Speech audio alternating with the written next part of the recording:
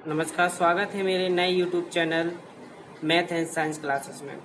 आज मैं आपको कक्षा 10 की गणित NCERT के पैटर्न पे पढ़ाने जा रहा हूँ, जिसका नाम है वास्तविक संख्या। मैं आपको एक बार बता देना चाहता हूँ कि ये मेरा पहला वीडियो है। काफ़ी बच्चे जो मुझसे ऑफलाइन पढ़ते थे उन सभी ने कहा कि सर आप हमें ऑनलाइन ही पढ़ाना स्टार्ट कर दें। इसके साथ साथ उनका और जो भी बच्चे नहीं पढ़ पा रहे हैं उन सबको ये गाइडेंस मिलती रहे। तो मैं आज चलिए ज़्यादा बातें नहीं करता हूँ, बस इतना कहना चाहता हूँ। ये वीडियो मेरा फर्स्ट टाइम है। यदि आपको अच्छा लगे तो लाइक करें, सब्सक्राइब करें। यदि कोई भी समस्या समझने में आती है तो आप बस कमेंट सेक्शन में कमेंट करिए, मैं आपको दोबारा उसको समझाने की कोशिश करता हूँ।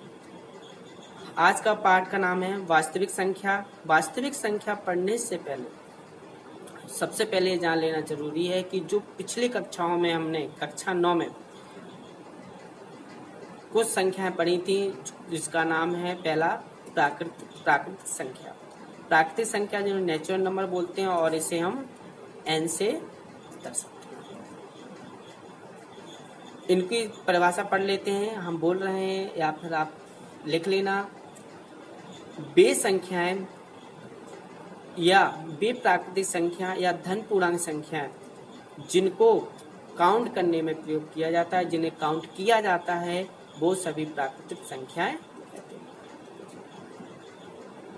जैसे कि 1, 2, 3, 4, 5, 6 अनंत, मतलब जहां तक पढ़ते जाए वो सारी हमारी संख्याएं प्राकृतिक संख्या कहलाती हैं। अगला है हमारा पूर्ण संख्या। पूर्ण संख्या होल नंबर बोलते हैं।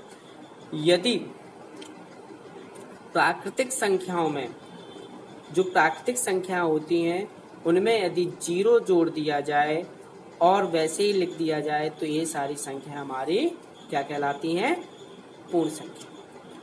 अगला है हमारा पूर्णांक संख्या, जिसे इंटीजर्स नंबर भी बोलते हैं। इसमें क्या करते हैं कि ये पूर्णांक संख्या जो होती है वो भी हमारी 2 प्रकार की होती है। नंबर 1 ऋण पूर्णांक, नंबर 2 धन पूर्णांक। जैसे कि आप स्क्रीन पे देख रहे हो, इसको समझा देता हूँ। ऋण पूर्णांक संख्या है, जैसे आपने मान लिया कि एक कोई 0 संख्या और 0 से हम दाहिनी तरफ चलते हैं, 1, 2, 3, 4, 5, 6 अनंत, जहाँ तक चलते जाएंगे प्लस होगा और 0 से हम 1, 2, 3, 4, 5, 6 चलते जाएंगे, ये हमारी ऋण पूर्णांक संख्या होगी। लेकिन जो 0 होता है वो ना ही धन पूर्णांक होता है और ना ही वो ऋण पूर्णांक होता है।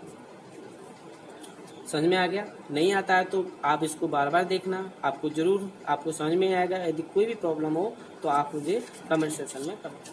अगली संख्या होती है परिमेय संख्या। परिमेय संख्या क्या कहलाती है कि जो संख्या P/Q के रूप में हो, लेकिन Q बराबर क्या ना हो? 0 ना हो। Q बराबर 0 नहीं होना चाहिए, वो हमारी परिमेय संख्या कहलाती है। जैसे कि 2, 4, 2/7 और 5/, क्योंकि 2 के नीचे बटे में 1 लगा सकते हैं, 4 के नीचे बटे में 1 लगा सकते हैं, इसलिए ये हमारी संख्या क्या कहती है? परिमेय संख्या। अगली है हमारी अपरिमेय संख्या। अपरिमेय संख्या क्या होती है? वे संख्याएं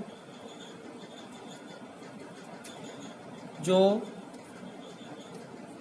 P/Q के रूप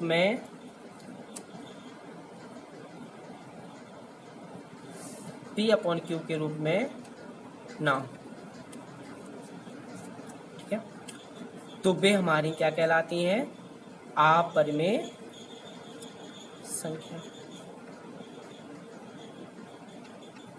जैसे कि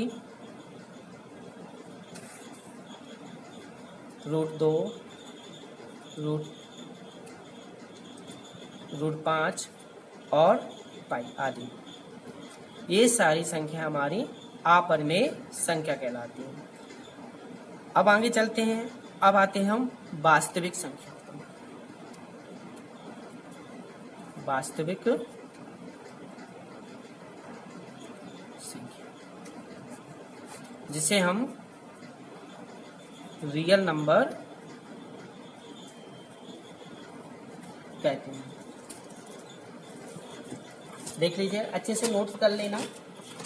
और मैं बता देना चाहता हूँ, आपको जो भी समझ में नहीं आए वो हमें कमेंट कर देना, कमेंट सेक्शन में बता देंगे, ठीक है। रियल नंबर क्या होते हैं?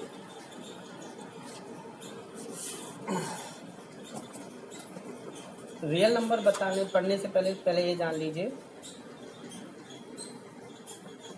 कि जो परिमेय संख्या होती हैं और अपरिमेय संख्या होती है, मतलब जो आपको ऊपर पढ़ाया है, परिमेय संख्या, जो परिमेय संख्या है वो, और अपरिमेय संख्या है जो। परिमेय और अपरिमेय संख्याओं का सम्मिलित रूप, परिमेय और अपरिमेय संख्या का सम्मिलित रूप,